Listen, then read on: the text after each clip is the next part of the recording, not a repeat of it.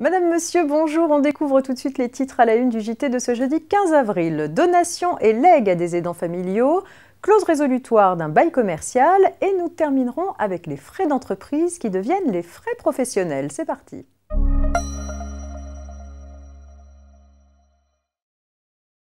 Jusqu'à présent, la loi interdisait aux aidants familiaux de recevoir des gratifications par le biais de donations ou de legs de personnes âgées ou handicapées qu'ils étaient chargés d'assister, moyennant rémunération sous peine de nullité de la libéralité faite en leur faveur.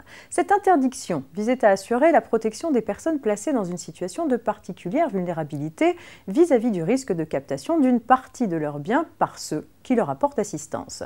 Le Conseil constitutionnel a été amené à se prononcer sur la légalité de cette interdiction et l'a déclarée contraire à la Constitution, considérant qu'elle porte une atteinte disproportionnée à la capacité des personnes âgées ou handicapées de disposer de leur patrimoine. Elle porte atteinte au droit de propriété dans la mesure où elle s'applique même dans le cas où pourrait être apportée la preuve de l'absence de vulnérabilité ou de dépendance du disposant à l'égard de la personne qui l'assiste.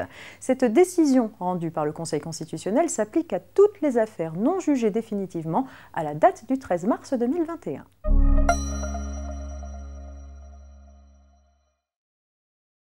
Permettant au bailleur d'obtenir la résiliation du bail, la clause résolutoire prévue au bail commercial doit être mise en œuvre de bonne foi. Dans un litige ayant donné lieu à un arrêt récent de la Cour de cassation, le locataire estime ainsi que la clause ne peut pas produire effet, faute pour les bailleurs de l'invoquer de bonne foi.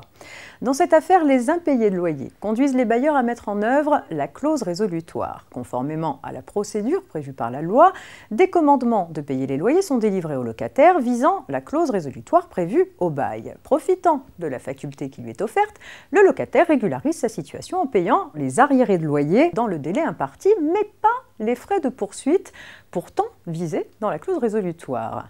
Les bailleurs se prévalent du non-paiement de ces frais pour assigner le locataire en justice en vue de faire constater l'acquisition de la clause résolutoire. 3 jours après l'assignation, les sommes réclamées sont acquittées.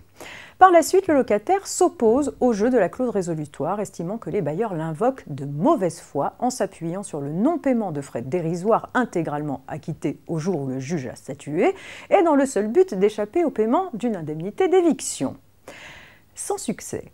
Pour les juges, la clause résolutoire a été mise en œuvre de bonne foi par les bailleurs au moment de la délivrance des commandements. Le locataire n'ayant pas payé les frais de poursuite dans le délai visé par les commandements de payer, l'acquisition de la clause n'est pas contestable, peu important que le locataire se soit acquitté des sommes dues au jour où le juge a statué.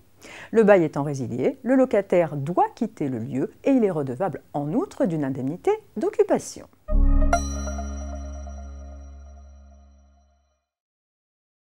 Traditionnellement, la notion de frais d'entreprise désigne des sommes correspondant à la prise en charge de frais relevant de l'activité de l'entreprise et non des frais liés à l'exercice normal de la profession du salarié. Ce ne sont ni des frais professionnels, ni des avantages en nature, ni des éléments de rémunération.